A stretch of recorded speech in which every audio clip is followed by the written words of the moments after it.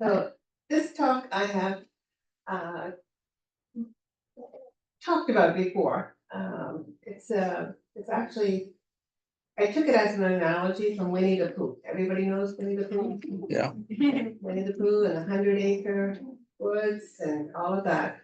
And one of my favorite quotes. I mean, there's so many in there. One of my favorite quotes is, "The hurrieder I go, the behinder I get."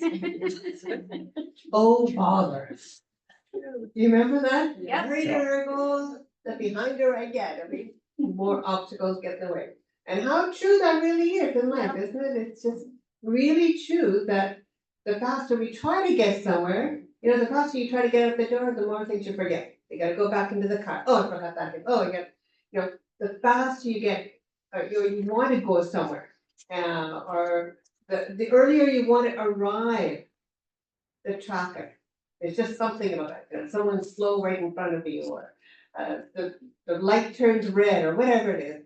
So the faster you want to go somewhere, the hurrier you want to get, the behinder you get. So when we do that, sometimes, we want to remember, if you want to do something quickly, sometimes you tend to make mistakes as well, right? Because you're not paying as much attention. The object is to get this done, as opposed to how you're doing it. So even in our spiritual lives, I think, God allows us to use all kinds of things as analogies, right? So it could be Winnie the Pooh, could be a movie, could be a slogan that you've heard somewhere. It could be anything, it could be nature, it could be the trees, it could be the bees, it could be anything.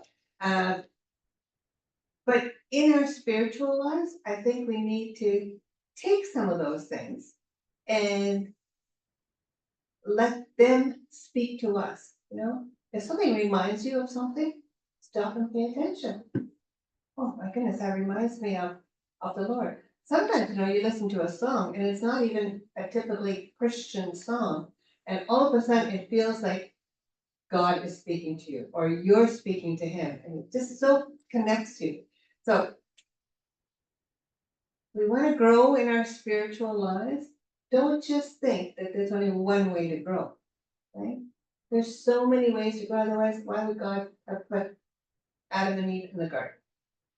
Everything of beauty, everything that was His was in that garden. It was all to reflect His glory, to reflect His love for them, His provision for them, His care for them. He wanted to feed them in so many different ways. So don't be in a hurry.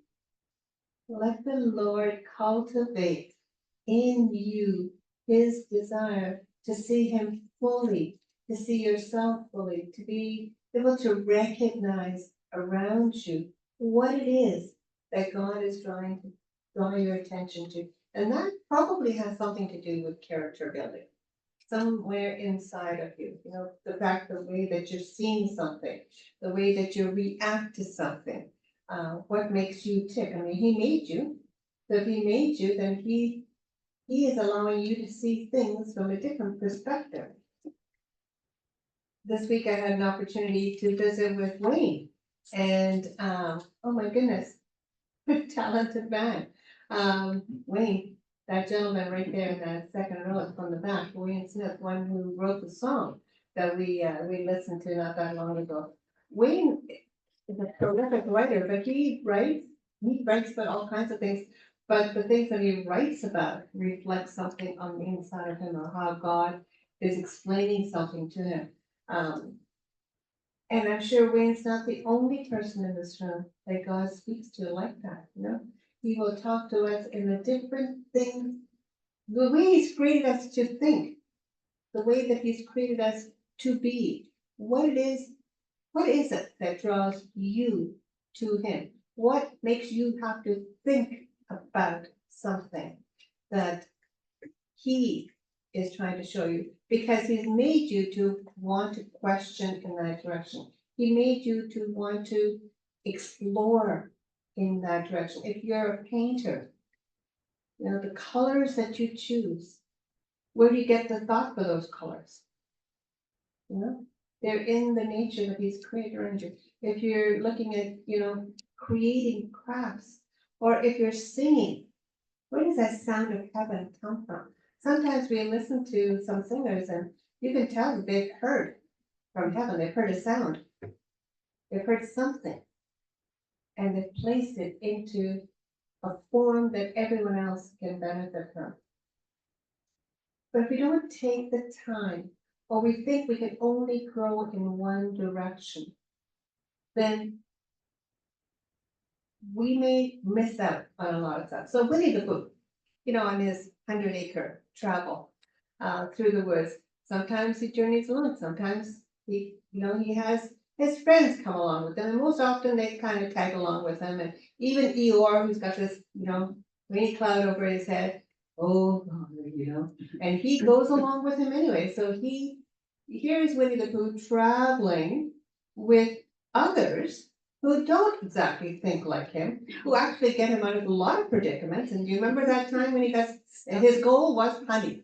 One and only goal was honey. He wanted to get to the honey. Didn't matter how he got to the honey. So remember he got stuck in that rabbit hole? Yep. Looks like we've all read Winnie or seen the movie. So he got stuck in that rabbit hole and he's just stuck. Like he can't go anywhere.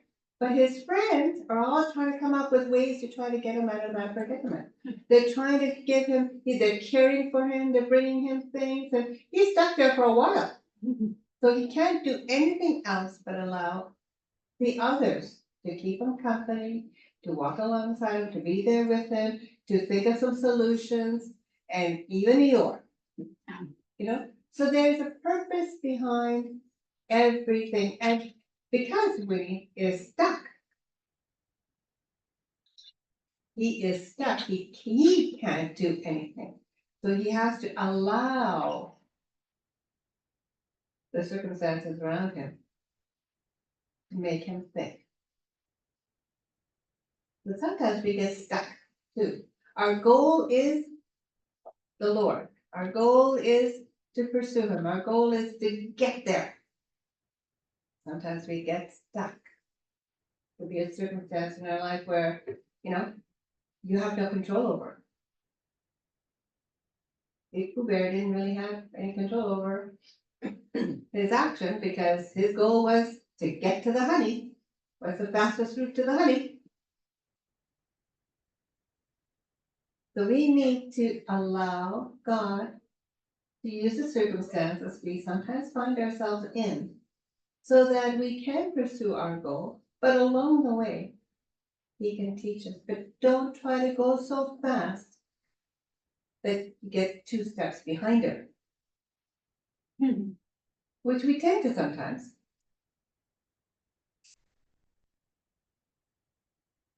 So even though Pooh Bear is single-minded, which we need to be as well, we need to be single-minded. And we need to be optimistic that we're going to get to the honey. We're going to be optimistic that we're going to run the race. We're going to finish, step over the finish line. We need to be optimistic about that. And when we feel like we can't, don't negate the fact that perhaps this obstacle that you've come up against may have actually been a design. May have been designed into your day, into your circumstance, for a purpose. And what is that purpose? But to allow God to help us to be able to learn something. So here, we're going to grow. In that obstacle, we're going to grow. We're going to learn something. But if we're always complaining about it, if we're always, being disheartened about the fact that, oh, here I am stuck again. Now I'm stuck. Now I can't get to the goal. Well, it's in the learning. It's in being stuck that we are going to find the solution. And if we don't find the solution ourselves, then people will come around us and support us and encourage us because God will send them. Because God is the author of everything, right? we're just simply to give thanks, as we talked about the last time. We give thanks in everything, and He will take care of the rest. So that phrase, the hurrieder I go, the behinder I get. Quite a profound statement. Maybe we need to think about that. Maybe we want to stop being in such a rush. You know, it says don't rush, smell the roses along the way. Don't be in such a rush. Because when you're in a rush, you may miss out on something. You'll miss out on the wonder around you. You may miss out on the opportunity to see God at work in your life in a way that you have not expected. So we sang that song this morning about God's faithfulness. And I was thinking, you know, that really is my testimony. You know, God's faithfulness. He's always been faithful, no matter what. So I can say that. I can stand in front of you today and I can say, that's my testimony. God's faithfulness. Why? Because I've obviously had to see Him come through for me. Right? He was faithful. He is faithful. He continues to be faithful in my life. And I know He will always be faithful. Why? Because I've learned that in my life. God is a faithful God. That's something that I will never be able to deny because I've experienced His faithfulness. So as we get stuck sometimes, maybe in a rabbit hole, it's too tight to get out of. Remember, God has got you covered. He has allowed, if He doesn't just turn His face and go, oh, I told you not to go that way. Why did you do that? No, He doesn't do that.